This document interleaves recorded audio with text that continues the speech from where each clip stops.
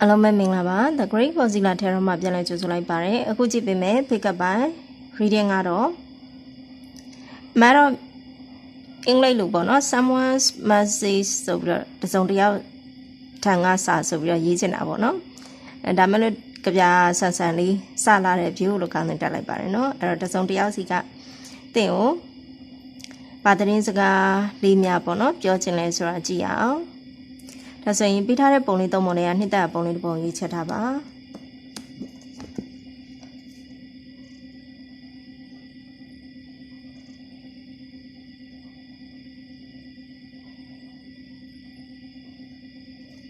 โอเคဒါဆိုရင်ဖိုင်ရွေးလို့ပြီးလာပြီးထင်ပါတယ်အဲ့တော့ Facebook ကနေ Tarot မင်းများလို့ပါက Facebook search bar မှာ The Great Godzilla Tarot လို့ရိုက်ရှာလိုက်လို့ရှင် page ကိုလွယ်တူရှာတွေ့နိုင်မှာဖြစ်ပါတယ် page messenger ကနေလည်းလောက်မင်းများလို့ရတယ်လို့ဗီဒီယိုတိုင်းမှာ Viber Telegram WhatsApp ဖုန်းနံပါတ်တွေလည်းထည့်ပေးထားပါတယ် YouTube ကနေ reading တွေကိုပုံမှန်ကြည့်ရှုနေဆိုရင် YouTube channel လေးကို subscribe လုပ်ထားဖို့မမေ့ပါနဲ့နော် YouTube ဗီဒီယိုတိုင်းအောက်မှာလည်း Facebook page နဲ့ရော Viber Telegram WhatsApp ဖုန်းနံပါတ်ထည့်ပေးထားပါတယ်ရီဒါစေအောင်တက်တော့အပ်ထိုးရနေရတယ်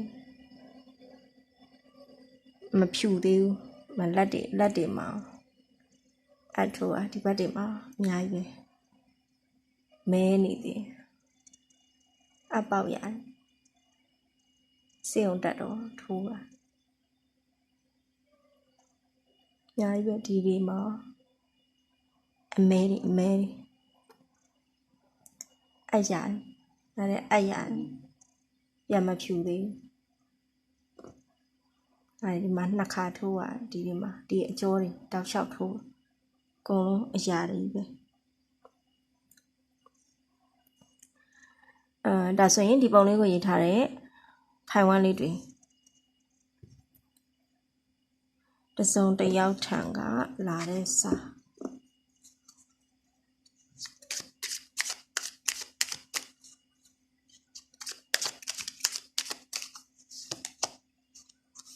Okay. It's a one. Knight of Cups.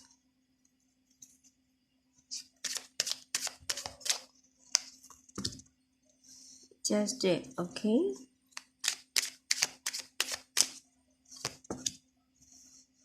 Magician. Energy counting, no?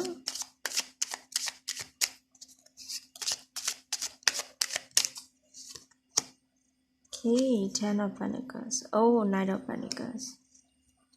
အဲ့တော့တစုံတစ်ယောက်ထံကလာတဲ့သတင်းစကားဆိုတဲ့အတိုင်းပဲကဲအောက်လေးကိုလည်းတစ်ချက်ရှုလိုက်မှာ for ဆိုတာဟုတ်ပြီအဲ့တော့တစုံတစ်ယောက်ထံကလာတဲ့သတင်းစကားဆိုတဲ့အတိုင်းပဲပေါ့နော်တယောက်ကတော့ကိုယ့်အကြောင်းကိုလေးလေးနက်နက်လေးတွေးနေတယ်နော်အခုဒီ reading ကိုဟောနေတဲ့အချိန်ကလည်းညဘက်ဆိုလို့ရှိရင်သူကလည်းပေါ့နော်ညဘက်တွေမှာမင်းအကြောင်းအိမ်မက်တွေမှတ်တယ်နော်အိမ်မက်တွေမှတ်တယ်အိမ်ရဝင်ဖို့ပေါ့နော်အိမ်ရထဲမှာလှည့်လိုက်တဲ့အချိန်မှာတင်းနဲ့ပတ်သက်ပြီးတော့စိတ်ကူးရရင်နေနော်အဲ့လိုလူမျိုးပေါ့နော်လက်ရှိမှာအဲ့လိုမျိုးလေးတွေ့ရတယ်အကောင်းသောစိတ်ကူးရင်ချင်းနော်အဲ့တော့ဖိုင်ဝမ်လေးတွေကြည့်တဲ့တစုံတစ်ယောက်ကတော့ဘယ်တစုံတစ်ယောက်ကိုကြည့်တာလဲမသိပေမဲ့မြင်ရတဲ့ energy ကတော့ကောင်းတယ်နော်ကိုယ့်ပေါ်မှာတမိုးထားလေးစားချစ်ခင်တယ်တောင်းစင်လေးနဲ့ပေါ့နော်အဲ့လိုမျိုးနောက်ပြီးတော့ကိုနဲ့ရှေ့ရေးကိုပေါ့နော်ဘယ်လိုဆက်ပြီးတော့တွားရမလဲနော်အဲ့ဆိုဥမာပေါ့နော် relationship ကဏ္ဍအတွက်ကြည့်ရသူတွေဆိုလို့ရှိရင်လည်းဒီတစုံတစ်ယောက်ကဖိုင်ဝမ်လေးတွေနဲ့ပြောမယ်ဆိုရင်စားဝတ်တောက်ပွဲတွေလုပ်ချင်တယ်ချို့ရဆိုလို့ရှိရင်ဒါပေါ့နော်ချစ်သူဝိစားတွေကြည့်ချစ်သူဝိစားရဲ့အနေနဲ့ကိုယ်ကြည့်တယ်ဆိုလို့ရှိရင်လည်းအနာဂတ်အကြောင်းတွေဆွေးနွေးခြင်းနဲ့နောက်ပြီးတော့ကိုယ်ပေါ့နော်အဲ့လိုမျိုးဒီမှာလည်း Knight of Cups ပါထားတယ် Ace of Wands လည်းပါထားတယ်ဆိုတော့သူ့အနေနဲ့ပေါ့နော်တင်ရသူ့အတွက်ဘယ်လောက်ထိအရေးပါကြောင်းเนาะတင့်ကိုဘယ်လိုမှကိုလက်မလွတ်နိုင်ကြောင်းဆုံးရှုံးမခံနိုင်ကြောင်းဒါလေးတွေပြောချင်တာသိလားเนาะ energy ကအရန်လေးနတ်တယ် ကတ်တရားတအားကောင်းတယ်ဆိုတော့သူ့ဘက်ကနေတင်ကိုကန်းလင့်ကြိုနေတယ်ပေါ့နော်တင်တဲ့သူနဲ့ဆက်ဆံရေးကဥမာချို့တွေ friendship ဆိုရင်နောက်တစ်ဆင့်တက်သွားမယ်နော် situationship တွေဆိုလို့ရှိရင်လည်း relationship ကိုတက်သွားမယ် relationship ဆိုလို့ရှိရင်လည်း marriage life ကိုတက်သွားမယ်အဲ့လိုမျိုးပေါ့ဒါဒီအဆင့်တက်ဖို့ရည်ရွယ်နေတဲ့ reading တစ်ခုလို့မြင်ရပါတယ်နော်တစ်ဖက်လူကဖိုင်ဝမ်လေးတွေကိုကမ်းလှမ်းနေတယ်ပေါ့နော်ကမ်းလှမ်းဖို့အတွက်စဉ်းစားနေတာပေါ့အဲ့တော့အခုကာလမှာနောက်တစ်ဆင့်တက်သွားလိမ့်မယ်ပေါ့နော်ဒါသူကmajestic လည်းပါထားပြီးသားဆိုတော့သူတွေးထားတဲ့လောက်ရကမှန်တယ်လို့နော်မှန်တယ်လို့သူယုံကြည်ထားပြီးသားပေါ့နော်ပြောမှဆိုဒီ reading ရဲ့အဓိပ္ပာယ်ထဲမှာလုံးဝဒွိဟမပါဘူးပဲသိလားဒွိဟဖြစ်တဲ့အဓိပ္ပာယ်မပါဘူးပေါ့နော်သူကဖိုင်ဝမ်လေးတွေနဲ့တခြားသောကိစ္စတစ်ခုနဲ့ကိုစဉ်းစားနေရလားအဲ့လိုမျိုးတွေဒွိဟဖြစ်နေတဲ့အဓိပ္ပာယ်မျိုးမပါဘူးသူရဲ့အတွေးဟာပြတ်သားတယ်နော်ပြတ်သားတယ်နောက်ပြီးတော့သူတွေးတဲ့အတိုင်းဒီဖိုင်ဝမ်လေးတွေနဲ့ကောင်းမွန်တဲ့အခြေအနေတစ်ခုကိုဆက်သွားဖို့အတွက်တွေးထားတာသူကသူမှန်တယ်လို့လည်းထင်တယ်နော်မှန်တယ်သူ့လောက်ရမှန်တယ်ပေါ့နော်ခုချိန်မှာဖိုင်ဝမ်လေးတွေကိုစဉ်းစားနေတဲ့သူနဲ့ကိုနဲ့ဘယ်လိုအခြေအနေရှိလဲအဲ့အခြေအနေဆိုတာလည်းသူကပြောမဲ့ဆိုရင်လက်လွတ်ချင်လို့မဟုတ်ဘူးစဖြစ်မှာနော်လက်မလွတ်ဘူးလက်မလွတ်တာလုံးဝမလွတ်ဘူးအဲ့တော့အဲ့လိုမျိုးလက်မလွတ်တဲ့အခြေအနေတွေကနေပြီးတော့အဆင်ပြေတဲ့ပုံမနှွေးထွေးပြီးတော့ပေါ့နော်ဖြစ်ချင်တဲ့အခြေအနေတစ်ခုကို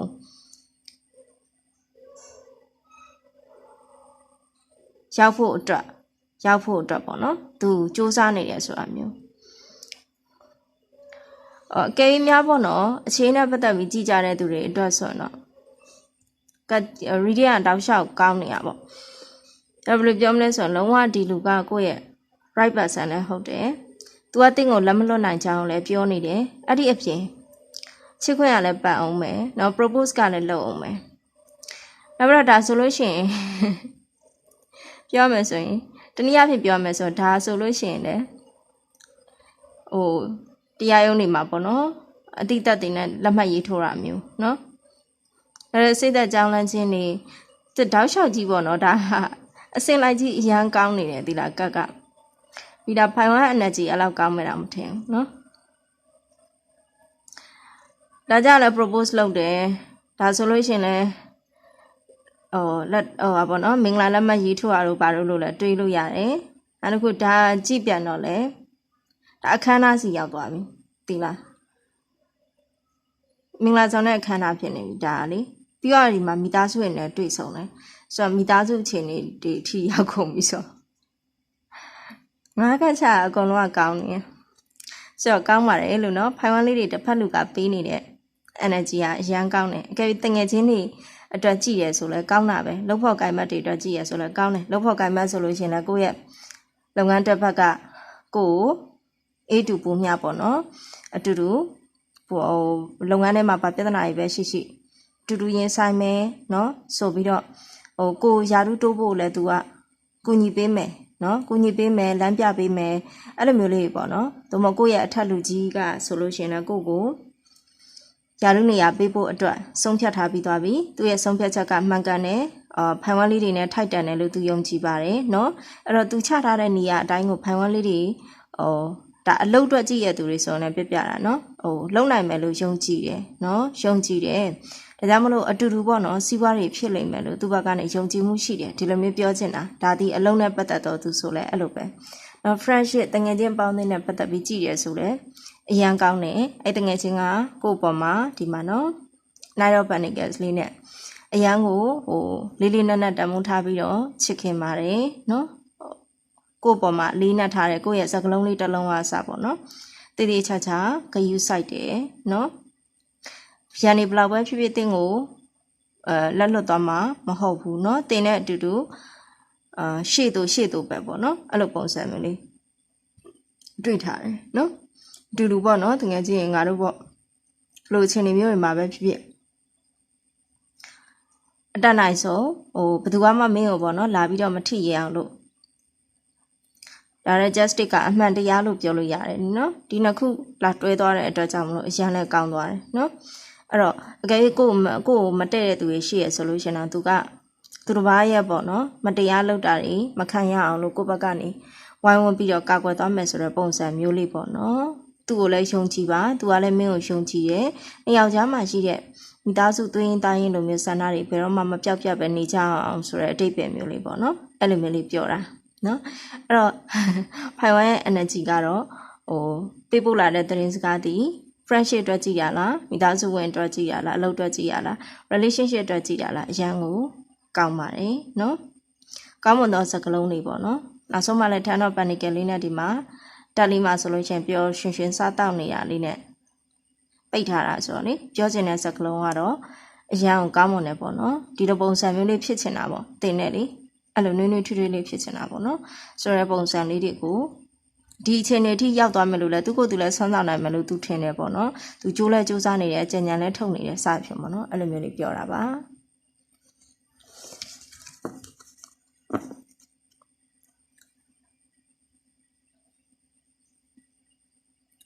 ဒါဆိုရင်ဒီပုံလေးကိုရေးထားတဲ့ဖိုင်ထူးလေးတွေ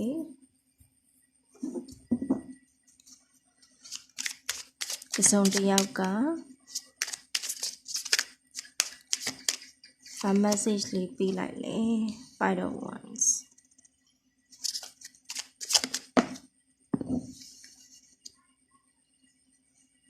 Two of Wands ဒီတက်ကြမှာကတ်တရားသူ့ဟာသူထွက်နေနော်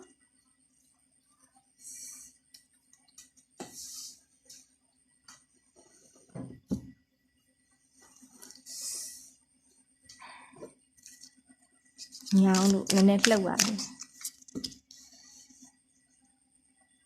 Temperance oh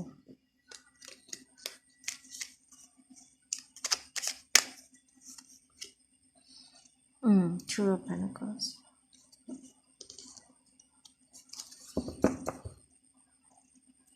Nine of Pentacles ဟုတ်ပြီ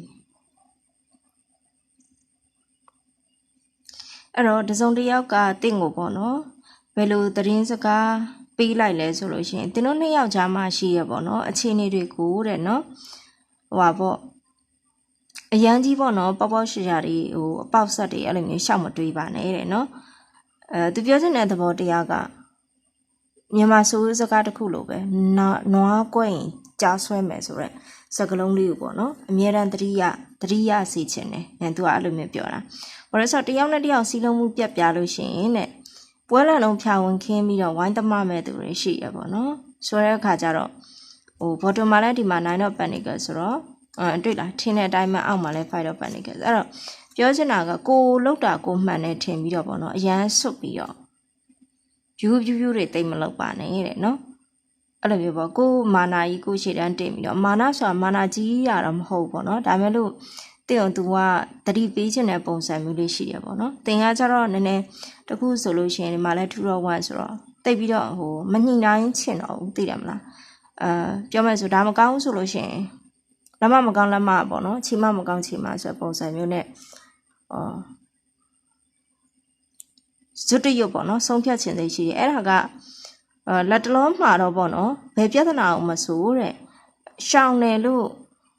ထင်ရှောင်းတယ်ဆိုတာကောင်းတယ်ဆိုပေမဲ့ပေါ့နော်ရှောင်းလိုက်နိုင်တယ်ဆိုတာကောင်းတယ်ဆိုပေမဲ့မဖြည့်ရှင်းမဲနဲ့သို့မဟုတ်လို့ရှိရင်တခုမကောင်းဆိုလို့ရှိရင်တခုအလွယ်တကူဆွန့်ဖြစ်ပြီးတော့နောက်တစ်ခုဝယ်သုံးလိုက်မယ်ဆို1 go 2 can ဆိုတဲ့စိတ်မျိုးပေါ့နော်အဲ့လိုမျိုးကြီးမာနကိုရှည်တန်းတင်ပြီးတော့ပေါ့နော်မဆုံးဖြတ်ပါနဲ့တဲ့သူကနော်အဲ့လိုမျိုးလေးပြောချင်တာနော်အဲ့တော့သူ့ကိုလည်းပေါ့နော်သင်ကအပြန်လာမာနကြီးထားနေရလို့အထင်လွဲနေတတ်တယ်ပေါ့နော်တကယ်ကြတော့မဟုတ်ဘူးတဲ့သင်လွမ်းတယ်လို့ပေါ့နော်သူလည်းလွမ်းနေရတယ်သင်တတိယတယ်လို့သူလည်းတတိယနေတယ်ရတယ်ဆိုပုံစံမျိုးပေါ့နော်အဲ့တော့သူကတော့စိတ်ဆုံးဖြတ်ချက်တွေမြန်ဆန်နဲ့ကိုယ့်အတွက်ပေါ့နော်ရေရှည်အဆင်ပြေလားမပြေလားဆိုတာကိုတော့မစောင့်နိုင်တော့ဘဲနဲ့ပေါ့နော်အဲ့လိုစိတ်ကနာမငြိမ်နေဖြစ်ပြီးတော့ဆုံးဖြတ်ချက်တွေမြန်ဆန်ချဖြစ်တာမျိုးကိုတော့မလုပ်စေချင်ဘူးတဲ့နော်ဒီစိတ်ခံစားချက်နဲ့ပတ်သက်ပြီးတော့လည်းအတက်အကျလေးပေါ့နော်ငြိမ်နေအောင်လို့အတက်နိုင်ဆုံး ထိန်းထားစေချင်တယ်နော်သူကအဲ့လိုမျိုးလေးပြောတယ်သူနဲ့တင်းတဲ့ချမ်းမှာပေါ့နော်အကယ်၍ငွေကြေးပြဿနာရှိရဆိုလို့ရှင်လဲသူကတမင်တင်းအောင်ပေါ့နော်ညစ်တာမဟုတ်ဘူးလို့ပါတော့ပေါ့နော်ဒီလိုလေးပြောချင်တယ်သူဘက်ကလှုပ်ပေးချင်တယ်စိတ်ကူးထဲမှာအပြည့်ရှိတယ်ပေါ့နော်အဲ့ဒီအတွက်လဲသူကြိုးလဲကြိုးစားနေတယ်ဖြစ်လဲဖြစ်လာမှာပေါ့နော်သူ့ကိုအချိန်ခဏလေးစောင့်ပါဆိုတဲ့ပုံစံမျိုးပေါ့နော်အဲ့ဒါမျိုးလေးပြောချင်နေတာရှိနော်ပြီးတော့အကယ်၍များ relationship တွေဆိုလို့ရှင်လဲအဲ့လိုပဲတင်လိုချင်တဲ့ပုံစံတွေရှိတယ်ပေါ့နော်ဒါမဲ့လို့အဲ့တင်လိုချင်တဲ့ပုံစံတွေကလက်ရှိမှာပေါ့သူမလိုက်လုပ်ပေးနိုင်တဲ့အခြေအနေအဆင့်တန်းမျိုးဖြစ်နေလိမ့်မယ်နော်အဲ့တော့အရန်မြင့်နေရလဲတင်ရပေါ့နော်ဥမာကိုမှန်းဆထားတဲ့အရာတွေကအရန်မြင့်နေတာမျိုးလည်းဖြစ်နိုင်တယ်အဲ့လိုမျိုးအရန်မြင့်နေတယ်ဆိုရင်နည်းနည်းလေးပေါ့နော်ဘယ်လိုပြောမလဲအဆုံးမရအောင်လို့အပေါ်ဆုံးလည်းမဟုတ်အောက်ဆုံးလည်းမဟုတ်ပေါ့နော်အဆုံးမရအောင်လို့အလဲလက်ကလေးမှာထားပြီးတော့ပေါ့နော်ညီတူမျှတူလေးတွေးပေးစေချင်တယ်ပေါ့နော်သူ့ဘက်ချမ်းကိုလည်းတွေးပေးစေချင်တယ်သူကပေါ့နော်အချို့သောကိစ္စတွေမှာတင်းနေနေတဲ့သူ့ကိုပေါ့နော်ကလိန်ကြတယ်လို့စသဖြင့်ညနာနှစ်ဖက်နဲ့လူမျိုးပေါ့နော်အဲ့လိုမျိုးချို့ဆိုလို့ရှိရင်လည်းငဲနှစ်ကောင်ပြိုင်လူဖမ်းတယ်လို့ပါတော့အဲ့လိုတွေးကောင်းတွေးနိုင်တယ်တဲ့တကယ်ကြတော့အဲ့လိုမဟုတ်ဘူးပေါ့နော်သူကပြောမဲ့ဆိုတင်းနဲ့တခြားသောအရာနဲ့ဘယ်အရာကိုမှပေါ့နော်ပြောအစိုးမရောက်စေချင်တာပေါ့နော်အစိုးမရောက်စေချင်တဲ့အတွက်ကြောင့်နှစ်ဖက်စလုံးကိုကင်တွယ်ပြရှင်းရမယ်ဆိုရင်တော့နှစ်ဖက်စလုံးကိုအဆင်ပြေစေချင်တဲ့စိတ်ပေါ့နော်သူမှအဲ့လိုမျိုးလေးရှိနေတာသိလားသူမှအဲ့လိုမျိုးလေးရှိနေတာဖြစ်တယ်ဒါကြောင့်မို့လို့တင်ဘက်ကလိုအပ်ချက်လေးလိုအပ်ချက်ရှိရင်လည်းသူ့ဘက်ကနေပြီးတော့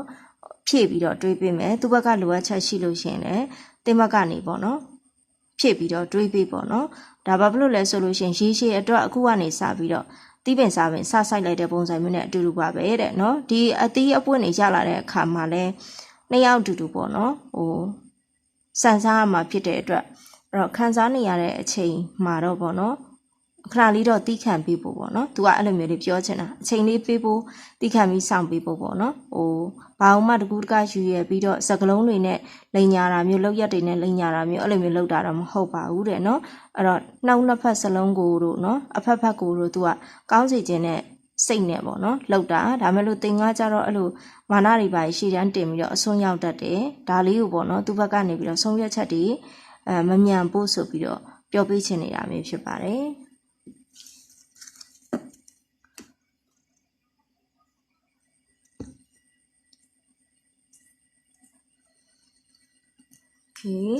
ဒီပုံလေးကိုရေးထားတယ်ဟိုင်း3လေးတွေ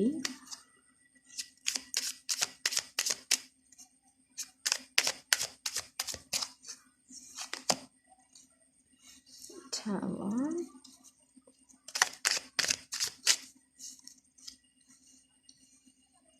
တမော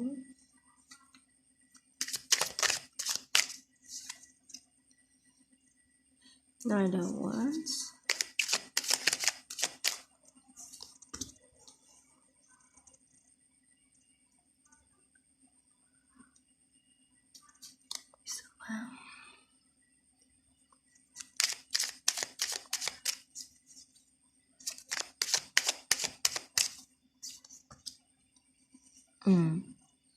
Six of Wands. Bottom မှာတော့ Knight of Cups နဲ့ထားမှာ